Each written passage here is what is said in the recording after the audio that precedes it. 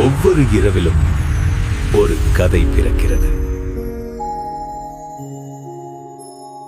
மழை பெய்த இரவு கிராமத்தின் தெருக்கள் நனைந்தன. காற்றில் விசித்திரமான குளிர் ஊரடங்கியது. ஒவ்வொரு மரத்திலும் ஒவ்வொரு சாலை மூலையிலும் நிழல்கள் மெதுவாக அசைந்தன.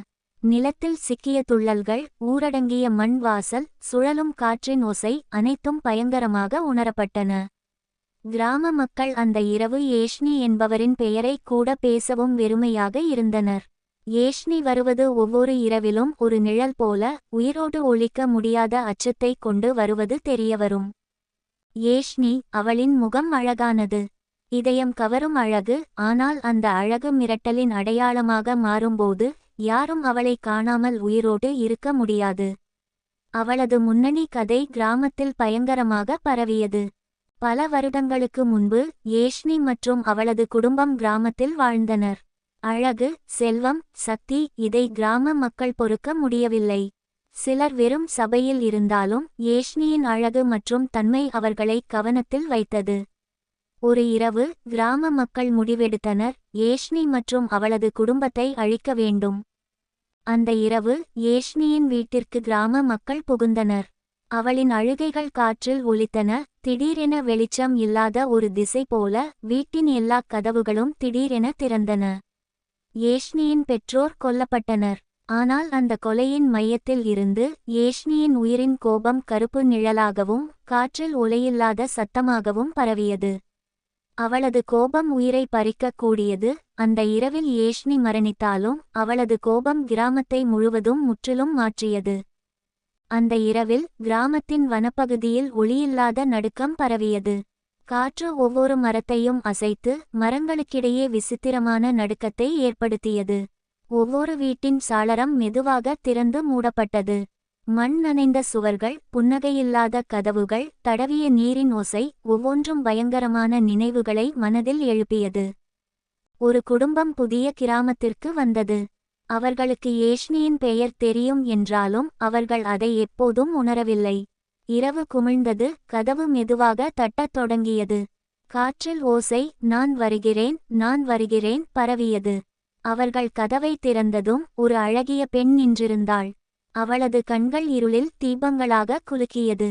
அவளது புன்னகை மனதை அசைக்கும் பயங்கர அம்சத்தை கொண்டது. யாரா நீ? அவர்கள் சத்தமாக கேட்டனர். அவளது மெதுவான குரல், நான் ஏஷ்னி, காற்றில் பரவியது. அதே கணத்தில் அந்த மனிதர்கள் அவர்களை பார்த்ததே போதும் உயிரை காயவைத்து கொண்டனர். மரங்கள் மெதுவாக நடுக்கின்றன. கதவுகள் திடீரென தில்லுமில்லாக திறக்கின்றன. நிழல்கள் குருட்டாக மாறுகின்றன. ஒவ்வொரு வீட்டிலும் ஏஷ்னியின் அச்சம் பரவியது. மனிதர்கள் ஓட முயற்சித்தாலும் ஏஷ்னியின் கோபம் அவர்களை விடவில்லை. ஓடும் இடங்கள் ஒளியில்லாமல் மாறின. ரினா தன் உள்ளூரில் ஒற்றை நிழலாக இருந்தாள். அவள் நினைத்தாள், ஏஷ்னி வருகிறாளா? நான் உயிரோடு மீள முடியுமா? இந்த இருள் எப்பொழுதே முடியும்? அவளது குரல் திணறி போயிருந்தது. ஆனால் அவர் ஓட முயற்சி செய்தார். கதவுகள் திடீரென தில்லுமில்லாக திறக்கின்றன. காற்றில் ஓசை, நான் திரும்பினேன், உங்கள் உயிர்கள் என் கையில். மினி சண்டை நிகழ்ந்தது. வீட்டு கதவை தட்டியது. மற்றொரு வீட்டு மரங்கள் நடுங்கின. காற்றில் மெல்ல ஓசை பரவியது. ஏஷ்னியின் பிரசன்ஸ் ஒவ்வொரு மூலையிலும் உணரப்பட்டது. ஒரு குடும்பம் திடீரென காணாமல் போனது. மற்றவர்கள் பயத்தில் அடர்த்தியாக ஓடினர். ஏஷ்னி அவர்களை பின்தொடர்ந்து ஒவ்வொரு மூலையிலும் சிக்க வைத்தாள். கிராம மக்கள் ஒவ்வொரு மூலையிலும் ஒற்றை நிழலாக உணர்ந்தனர். ஏஷ்னி அவர்களின் மனதில் இடம் பெற்றது. ஒவ்வொரு மனிதனும் இரவின் இருளில் அவளின் கண்களில் சிக்கியவனாக இருந்தார். அன்றாட வாழ்க்கை என்றால் அச்சம், பயங்கரம் மற்றும் மரணத்தின் நிழல் மட்டுமே நிலைத்தது. மழை தொடர்ந்தது. ஒவ்வொரு தெருவிலும் ஒவ்வொரு மரத்திலும் ஒவ்வொரு வீட்டு மூலையிலும் ஏஷ்னியின் பிரசன்ஸ் உணரப்பட்டது. ஒளியில்லாத காற்றில் மீண்டும் மீண்டும் அவள் பெயர் ஓசை போல பறந்தது, நான் வருகிறேன், நீ எங்கே ஓடுவாய்? ஒவ்வொரு குரலும் பயம், ஒவ்வொரு ஒளி இல்லாத நிழலும் மரணத்தின் அறிவுறுத்தலாக மாறியது. கிராமத்தின் ஒவ்வொரு மூலையும் இருள், அச்சம், பயங்கர நிலைகளால் நிரம்பியது. ஏஷ்னியின் கோபம் மறைந்து போகவில்லை. அது கிராமத்தின் எல்லா மனங்களிலும் உறைந்து ஒவ்வொரு இரவிலும் உயிரை காயவைத்து பயத்தை பரப்பியது. கிராம மக்கள் மறைந்து ஒவ்வொரு கண்ணோட்டத்திலும் ஏஷ்னியை கவனித்தனர். ஒவ்வொரு இரவும் புதிய பயங்கர நிகழ்வுகளை கொண்டு வந்தது. ஏஷ்னியின் அழகு, கோபம் மற்றும் பயங்கரம் கிராமத்தில் நிலைத்தது.